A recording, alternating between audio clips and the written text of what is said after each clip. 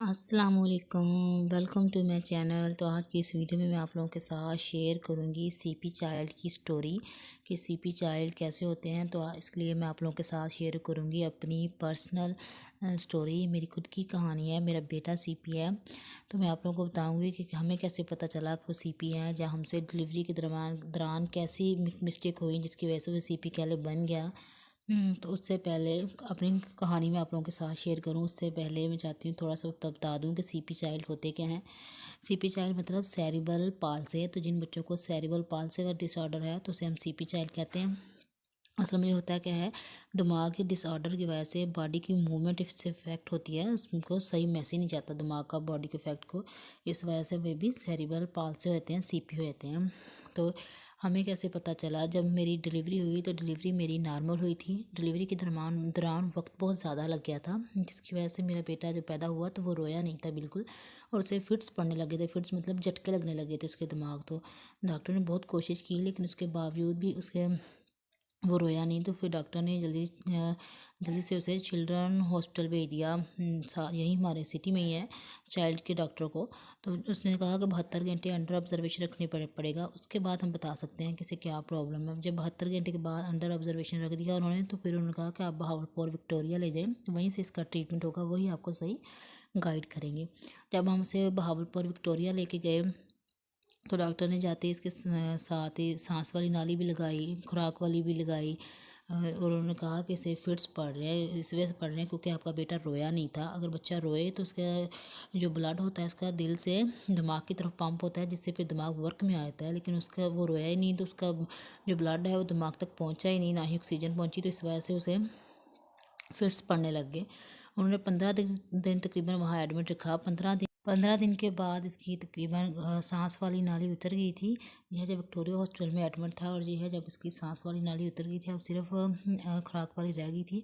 और डॉक्टर ने कहा था खुराक वाली नाली तब तक रहेगी जब तक ये चम्मच के साथ दूध ना पीने लग जाए, या फिर ये सक ना करने लग जाए फीडर को, तब तक ये नाली रहेगी। तो तकरीबन ये 2 माह इसकी हमने ऐसे ही नाली लगाई रखी खुराक वाली। हम ऐसे ही पंप करते थे। मैं अपना मिल्क तो से सिरिंज के ज़रिए से इस नाली से ऐड करते थे, इसके मुंह में जाता था। फिर इस तरह हम इसे इसका पेट भरते रहे। ये बहुत तकलीफ़देह अमल था मेरे लिए। लेकिन उन डॉक्टरों ने मुझे बताया नहीं कि सीपी है, क्योंकि उन्हें समझ नहीं आई। जब हम इसे घर ले आए, घर लेके आने के बाद हम 1 माह बाद इसे डॉक्टर के पास लेके, डॉक्टर अमीन है वो भी भावलपुर का ही, उसने भी कहा नहीं फिट्स है, जैसे जैसे बड़ा होगा 1.5 साल का तो खुद ब खुद ही ठीक होना शुरू हो जाएगा, कोई इतना इशू नहीं है, कोई खास मेडिसिन देने की जरूरत नहीं। उन्होंने एक बस सिरप दे दिया लू मार्क, बस फिट्स का उनका बस खुद ही ठीक हो जाएगा। लेकिन जब हम 3 माह ऐसे गुजर गए, लेकिन वो हमारे बच्चे में कोई तब्दीली हमें महसूस ही नहीं हो रही थी। वो वहीं का वहीं था जहाँ पहले दिन था। तो हमने कहा कि हम प्रोफेसर चेंज करेंगे। जैसे हम प्रोफेसर चेंज किया, फिर हम गए बहावलपुर का ही है प्रोफेसर डॉक्टर कासम खान खिची, बेबी का ही सीपी चाइल्ड का ही है। जब हम उस डॉक्टर के पास गए तो उस डॉक्टर ने, वो पहला डॉक्टर था जिसने हमें गाइड किया कि आपके बेबी को असल में प्रॉब्लम क्या है। उन्होंने कहा आपका बेटा सीपी है। सुन के तो हमें पहले यकीन ही नहीं आया था, ना ही हमें समझ आया था सीपी क्या है। फिर उन्होंने पूरी डिटेल में बताया कि आपका बेबी सीपी है, इसे सेरिब्रल पाल्सी है, ब्रेन की डिसऑर्डर की वजह से, क्योंकि डिलीवरी में टाइम ज़्यादा लग गया था, और इसकी वजह से उनका दिमाग जो रोया नहीं तो सुन्न हो गया इसका एक पार्ट, वो बॉडी को पूरी तरह मैसेज नहीं दे रहा, जिसकी वजह से उसकी बॉडी की जो मूवमेंट है, उसके जोड़ों का जो हिलना जुलना इफेक्ट हो रहा है। इसी वजह से ये ऐसा है, और ये बहुत लेट वर्क कर रहा है। उसने हमारे बेटे का सर का साइज़ मैयर किया, वेट किया। सर का साइज़ मैयर करने के बाद उन्होंने बताया कि बाकी बच्चों से तकरीबन 3 या 4 माह पीछे है। जो काम बाकी बच्चे तकरीबन 3 माह में करेंगे, ये वही काम 6 या 7 माह के पास जाके करेगा, उससे पहले नहीं करेगा। तो पहला डॉक्टर था जिसने हमें ये गाइड किया कि ये सीपी है। साथ ही साथ उसने ये भी बताया कि मेडिसिन इतना असर नहीं इस पर करेंगी जितना आपकी एक्सरसाइज करेगी। डॉक्टर ने कहा कि आप अगर कर सकती हैं तो हाथ जोड़ की 300 बार एक्सरसाइज करें। जितनी आप एक्सरसाइज करेंगी उतनी ही जल्दी रिकवर होगा। मेडिसिन सेकंड ऑप्शन पे है, फर्स्ट ऑप्शन पे आपकी एक्सरसाइज है। और मैं, वो पहला डॉक्टर था जिसने हमें पूरी तरह पूरी डिटेल हमकी समझाई। उसने ये भी कहा कि अभी कुछ कहा नहीं जा सकता, हो सकता है ये बड़ा होकर तकरीबन सारे काम करने लग जाए, लेकिन हो सकता है जैसे जैसे बड़ा हो फिर पता चलेगा कि इसका दिमाग किस तरफ जाता है। मे भी कोई एक आध काम जो मिस कर दे, चल ना पाए, या फिर बोल ना पाए, या देख ना पाए। लेकिन इससे पहले जो हमारे जो 2 या 3 डॉक्टर जितने भी गए, हम जितने भी डॉक्टरों के पास, उन्हें किसी ने भी ये नहीं बताया कि हमें इसकी एक्सरसाइज करनी है। हमारे 3 माह इसी चक्कर में वेस्ट हुए, क्योंकि हमें सही किसी ने गाइड ही नहीं किया था और हमें खुद आइडिया नहीं था, क्योंकि जब हमारा पहला बेबी था और हमारे पूरी फैमिली में भी कोई दूर दूर के ऐसा बच्चा नहीं था जिससे हमें थोड़ा गाइडलाइन मिल जाए। तो हमारी तरह और भी बहुत से पेरेंट हो गए जिन्हें पहले तो यही समझ नहीं आता कि हमारे बेबी को प्रॉब्लम क्या है।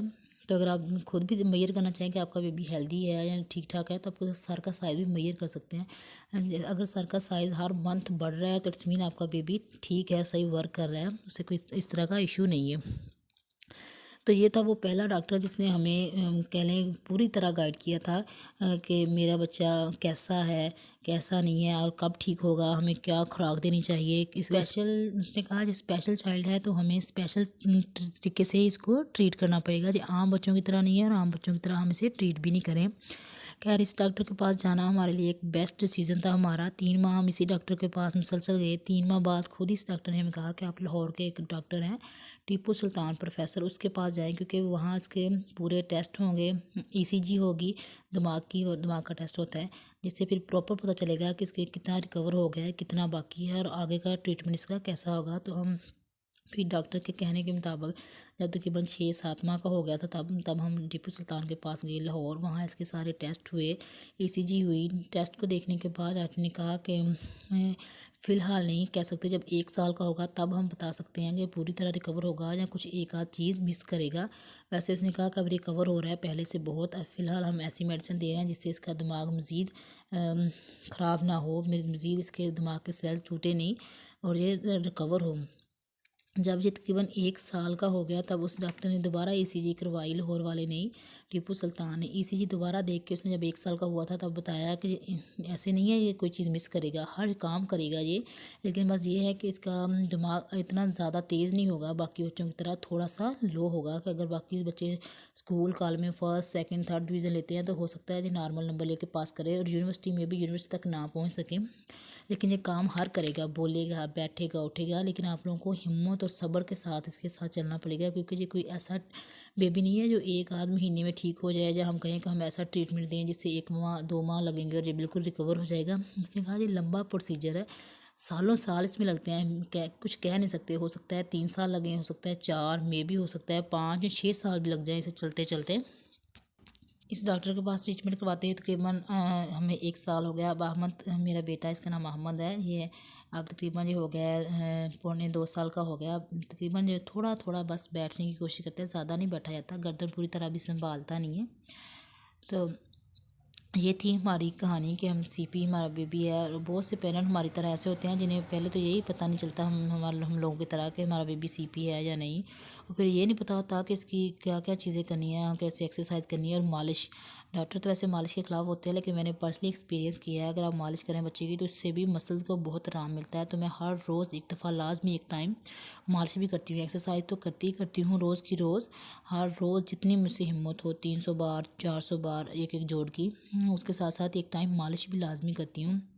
तो अगर आपके साथ भी कोई ऐसा प्रॉब्लम है, आपका बेबी भी सीपी है, तो आप भी एक्सरसाइज के साथ साथ आप उसकी मालिश भी एक टाइम लाजमी करें, चाहे तो जैतून के तेल के साथ कर लें, चाहे सरसों के तेल के साथ, वो भी मसल्स को बहुत अच्छे भी बच्चों को आराम मिलता है। और साथ ही साथ ये जानना ज़रूरी है कि आपका बच्चा नॉर्मल है या सीपी है, तो ये जानना भी पेरेंट्स के लिए बहुत ज़रूरी है। तो ये थी मेरी अपनी पर्सनल कहानी जो आज मैंने आप लोगों के साथ शेयर की, कि अगर मेरी तरह कोई और भी पेरेंट्स हैं जो पूरी तरह गाइड नहीं है तो वो थोड़ा सा अगर देख लें या सर्च करें डॉक्टर को, तो उनमें भी उनकी थोड़ी बहुत हेल्प हो सके। मज़ीद कुछ पूछना हो तो आप कमेंट करके भी पूछ सकते हैं। वीडियो अच्छी लगी हो तो लाइक शेयर और सब्सक्राइब कीजिएगा। शुक्रिया।